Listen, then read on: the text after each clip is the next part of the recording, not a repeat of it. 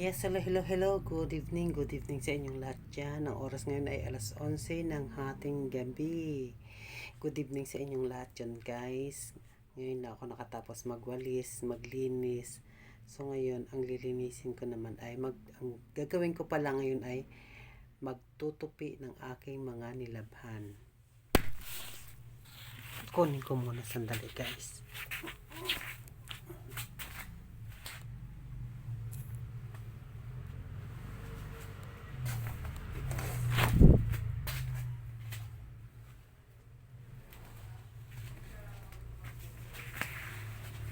Ito yung ating mga nilabhan. Ito yung nilabhan kong kortina. So, kailangan ko na siya tupiin. Yan. Ngayon lang siya natuyo.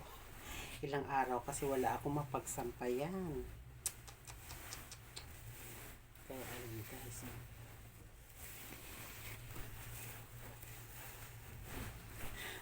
Araw-araw hindi natatapos ang trabaho, di ba?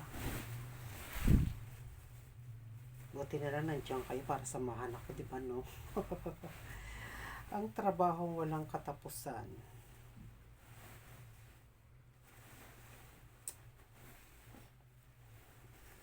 Kaya yun. Tupiin na natin.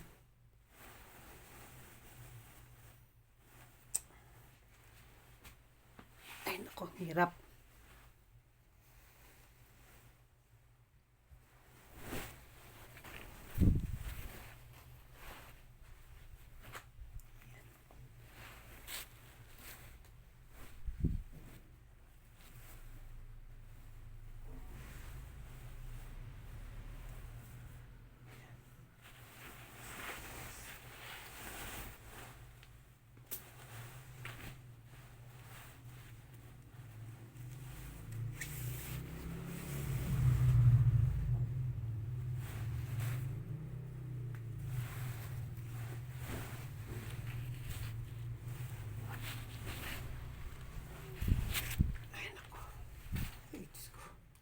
Nahulog pa.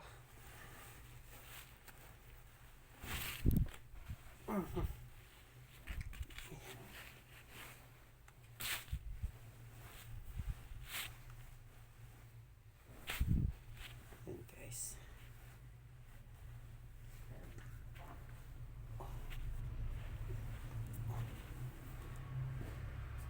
Yan, ito ngayon ang ating mga trabaho.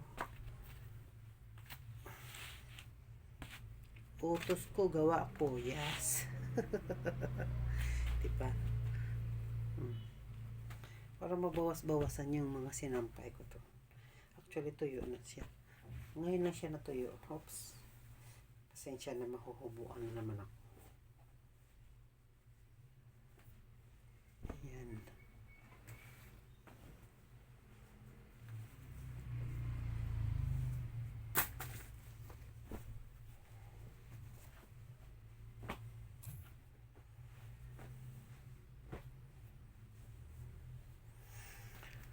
Apat na araw bago matuyo yung aking sinampay. Kasi walang mapagsampayan sa labas. Kaya ayan.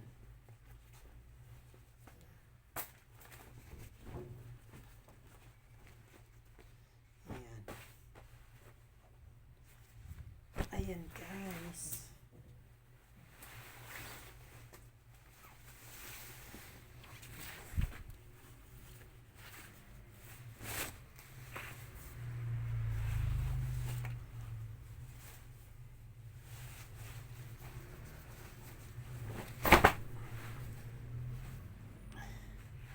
Ayan, bukas na natin siya ilagay sa lalagyan. Kaya ayun. Tapos na rin.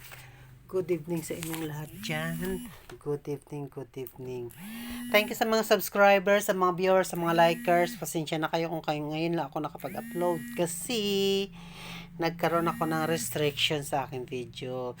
So, sa mga hindi pa nag-subscribe, please subscribe my YouTube channel. At good evening sa inyong lahat dyan. God bless you all. Kahit pa paano, na-appreciate ko rin ang inyong pagla-like, pag-view sa aking videos, pagko-comment.